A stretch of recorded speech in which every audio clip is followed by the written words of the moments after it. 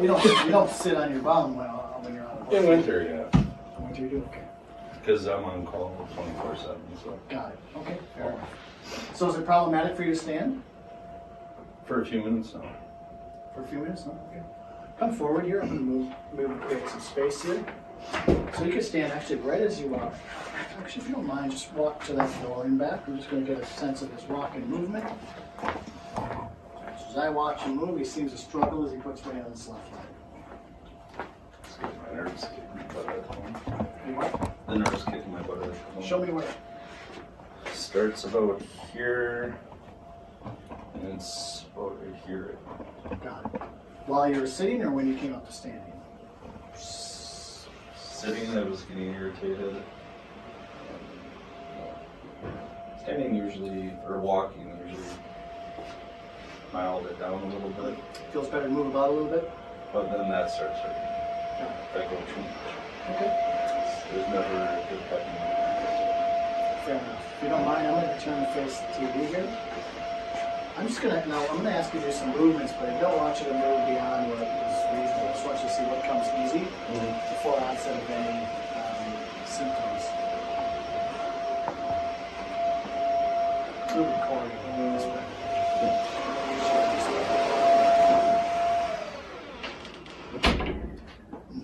Hate to interfere with a young man who's doing his work out there, but all right.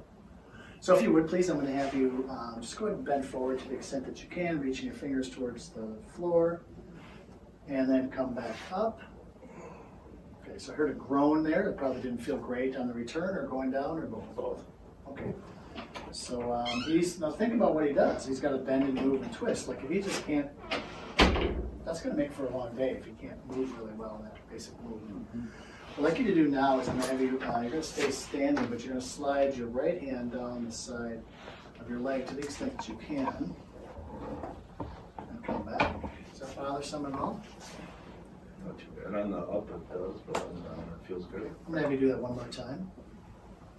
We can kind of see, it's got decent mobility there, more than I would expect. I'm going to predict it's not going to be so good on this side.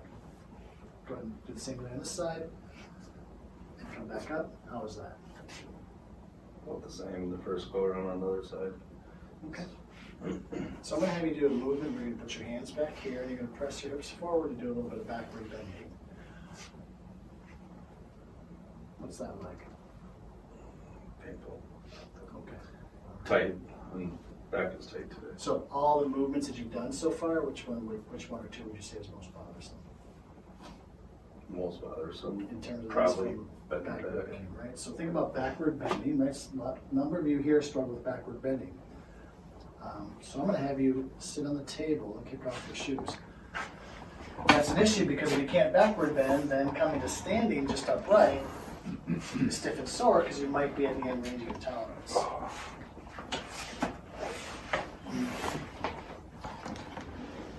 I'll test some things out further. If you don't mind lying your back with your head here.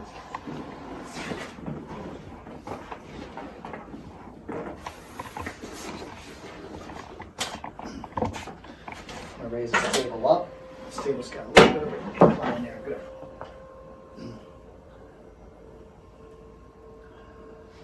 All right, so the first thing I'm going to do with Justin is I want to see how mobile his hips are. Here. How are you doing here lying down? Fine. Any pain down the leg? None? No. Compared to sitting, that's relief compared to standing. Yeah, it feels pretty good at the moment. Great. So I'm not going to do anything tricky, sunny, tricky, sunny, or funny. Yeah, that's what takes fast. Right. So we're just going to check out hip mobility here. So ideally, these are pretty loose pants here. Ideally, that knee would come up darn near his chest. Not much doing there. Like that is not optimal. Little clink on the way down. Is that painful at all? No. Nope. No, that's one that nobody can figure out what it comes from. We're going to check out the other side. The other side certainly goes up a bit more, but he's not overly comfortable with that. I'm going to test some in and out. Like I'm not real happy about his mobility in this hip. He should be much more nimble. in that, especially for the type of activities he's accustomed to doing. Any bother in the back at this moment? Mm-mm. Hips, legs? I'm going to test something else. I'm going to stretch out his sciatic nerve and see if there's any signs of any distress with that. I'm going to move real slow. I'm just going to do a little simple movement here. Any bother anywhere in your back, right leg, left leg? Yeah. Where at? Behind the knee. Okay. About Is that, right here. and let your toes down. How about now? Still hurts. How about now? That's good there. Lift your head, look at your knee. What about now? Painful. Okay. Keep your head down. How about now? Oh. His sciatic nerve is actually stuck. Doesn't move real well.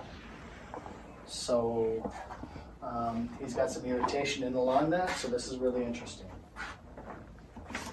Does that calm down a little bit? Pretty much, yeah. So think about him doing his heating, cooling, and crawling around. That's going to be an uncomfortable experience, I think, until some of this stuff calms down. Let me just take a look at this side. What do you notice here? Just like a good stretch. It's all about right there. Then what? Right here. Okay. How about now? Same. No? Now it's in the back. Okay. No? Still in the back. Okay. All right. Let that calm down a little bit. So, some muscular tightness in around the hips, maybe some joint tightness around the hips. That nerve glide doesn't. There's plenty here to think about and work with. I'm going to see what it's like to assess his lower back here. Do you ever lie on your stomach? Mm-hmm. So I'm going to grab a towel. Bring a little towel here for protecting the anchor, you know. Thank you. So what's the coolest thing that you've ever found looking for metal and gold? About a 9,400-year-old copper spear point from the old copper culture days here in Wisconsin. Found it actually in Appleton. That's cool. 9,400 years? Estimated, yeah. Then I have another one that's about 5,000 some years old. Tell by the shape how they hammered them out. That's awesome. Yeah. That's cool. You're a historian. That's cool. Line the front side, if you would, please.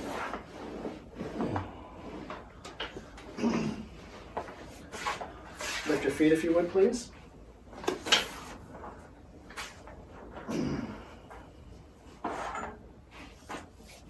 How is this for you? Fine. What I'm going to do is I'm going to apply a little bit of pressure to different vertebrae areas, about like this. We're just looking for any that might be stiff or sensitive, or other areas that might be really comfortable to apply some pressure on. Fair enough? Mm-hmm. As you're lying here, any pain or discomfort? No. Pretty comfortable position? Yep. Probably wishes he could do his work from this position, right? So, this is the top of the sacrum. I'm just going to apply a little bit of pressure to that. Any bother there? Nope.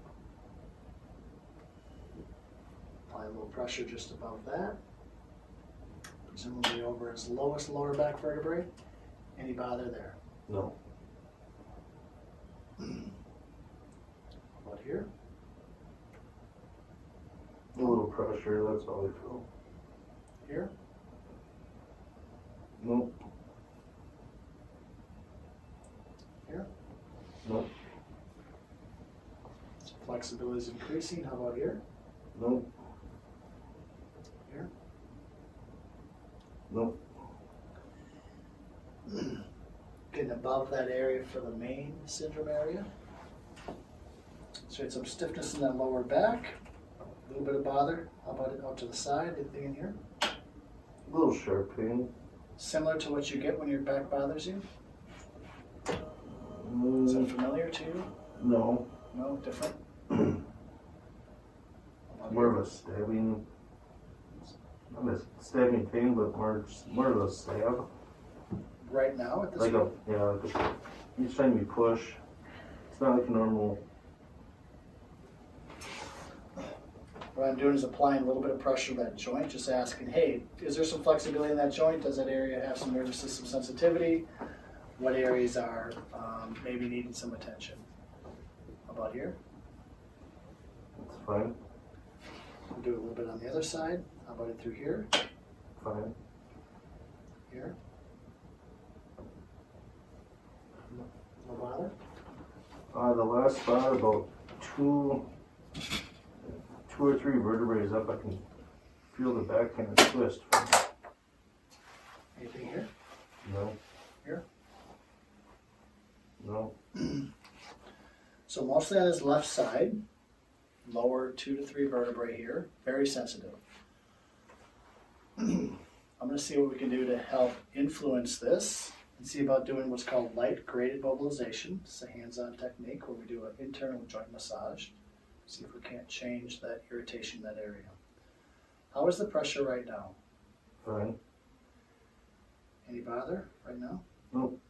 I'm applying very gentle pressure on this area. Just getting pressure on and off. This is called graded mobilizations, like I mentioned. It's a great approach to find out what we can do to influence and improve flexibility in that spinal area. When I'm doing this technique, I'm stimulating nerves in that region to help calm that area down and also work to increase flexibility in the lower back. That may change symptoms down the leg. He's got a number of things going on. We're hoping that this focused treatment here might help him to stand, walk, and move a little bit more comfortably after this. I'm applying a little bit more pressure now. Are you feeling that? Mm-hmm. What's that seem like now? Like you're applying pressure? Pain? No pain. Okay, so not painful like it was before. Nope. At this point. So I'm feeling that lessen up. You might even be seeing me apply a little bit more pressure comfortably, but I'm just kind of following his lead, coaxing his body into more relaxation.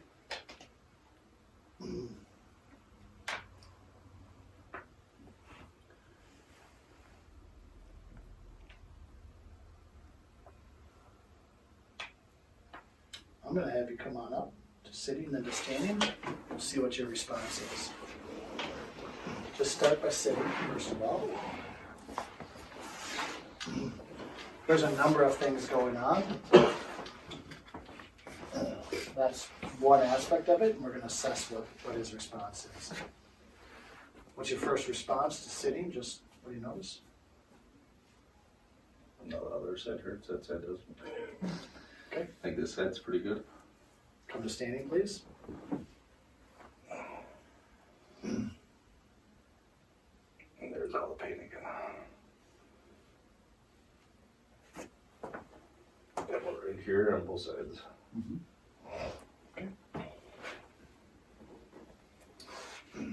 I'll maybe take a walk to the doorway and back.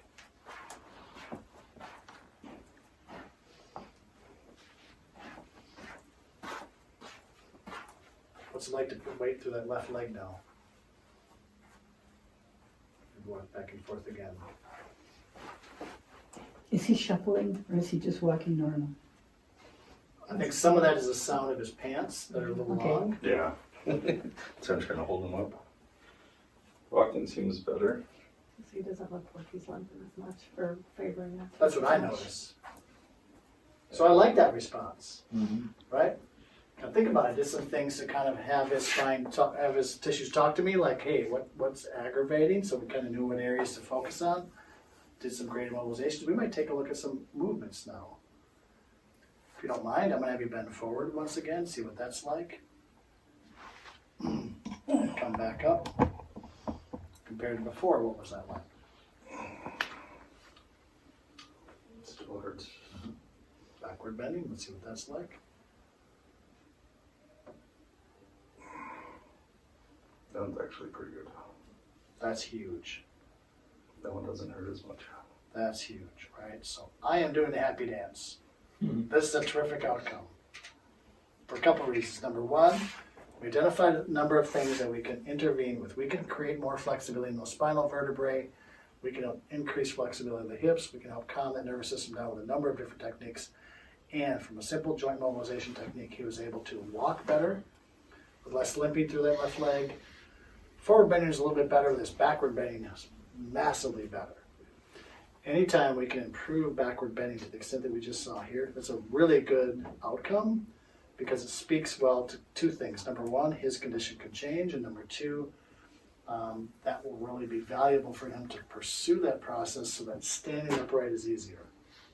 Right? So if you think about it, spinal vertebrae have the capacity to forward bend and then backward bend. Then when you come to upright standing, you're not jamming up against stiffness and backward bending. If I don't have much here, every time I stand up, I'm at end range.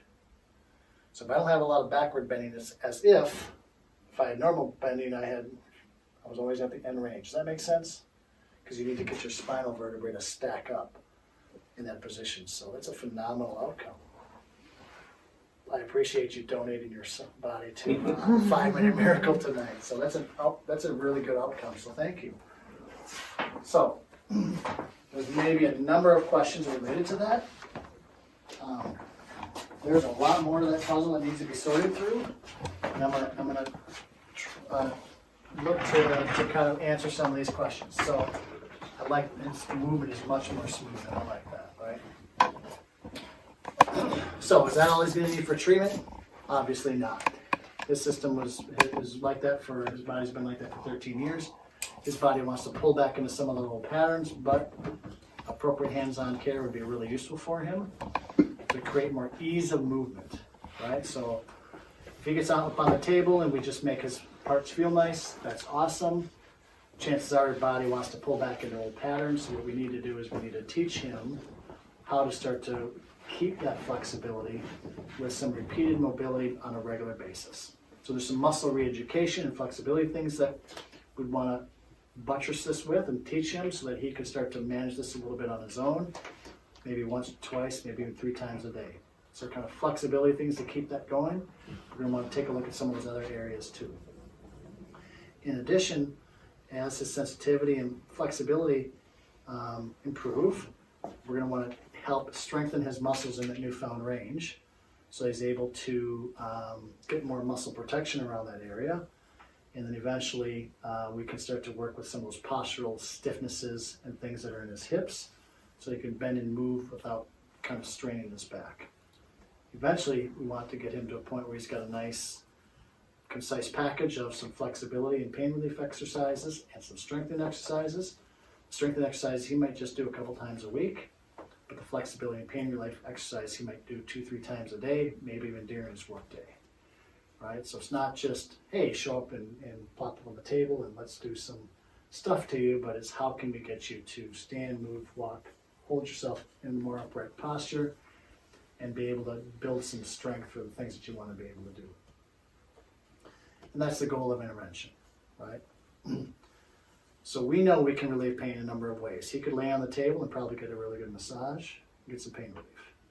But that's not going to help him move better in his work or the things he likes to do, right? We can mobilize joints, stretch him out. That's going to help him, but long term, he needs to learn how to help do that, if you will, for himself. Does that make sense? So you're going to give him the exercises to do? Absolutely. Yeah. Yeah. So whatever he needs to get to the next level of recovery, we do exercise, we do hands-on work, we do muscle massage work, we do dry needling, we do all that sort of stuff, right? But it's in the context of trying to help him get to the next level of recovery.